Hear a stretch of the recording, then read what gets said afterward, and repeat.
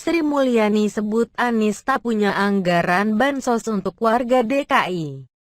Menteri Keuangan Sri Mulyani Indrawati mengungkapkan anggaran bantuan sosial (Bansos) DKI Jakarta sepenuhnya ditanggung oleh pemerintah pusat.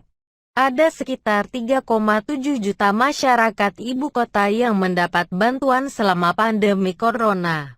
Hal itu disampaikan pada saat rapat kerja Raker Komisi Si DPR dengan Menteri Keuangan, Gubernur Bank Indonesia Peri Warjio, Ketua Dewan Komisioner OJK Wimbo Santoso, dan Ketua Dewan Komisioner LPS Halim Alamsyah, Rabu tanggal 6 Mei tahun 2020. Sri Mulyani mengaku mendapat informasi Pemprov DKI Jakarta yang dipimpin Gubernur Anies Baswedan tidak mampu memenuhi bansos untuk warganya dari Menteri Koordinator Bidang Pembangunan Manusia dan Kebudayaan (PMK) Muhadjir Effendi. Kami dapat laporan dari Menko PMK, ternyata DKI yang tadinya cover 1,1 juta warganya, mereka tidak punya anggaran dan minta Pempus yang covering terhadap 1,1 juta, kata Sri Mulyani. Jadi tadinya 1,1 juta adalah DKI dan sisanya 3,6 juta pemerintah pusat. Sekarang semuanya diminta cover oleh pemerintah pusat, tambahnya.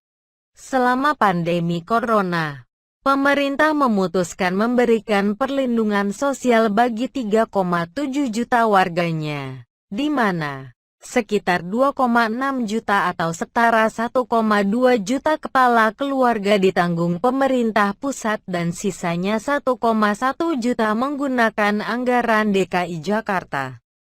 Besaran insentif yang diberikan adalah Rp600.000 per bulan selama 3 bulan sejak April tahun 2020. Insentif yang diberikan berupa sembako. Pemberian ini juga sebagai upaya pemerintah memenuhi kebutuhan masyarakat agar tidak mudik Lebaran tahun ini. Pemerintah sudah menyiapkan anggaran stimulus 3 sebesar Rp405,1 triliun, di mana sekitar Rp75 triliun untuk insentif tenaga kesehatan dan penanganan kesehatan. Lalu sekitar Rp110 triliun untuk social safety net seperti BLT. Sekitar Rp70,1 triliun untuk dukungan industri seperti pemotongan pajak dan Rp150 untuk program pemulihan ekonomi nasional.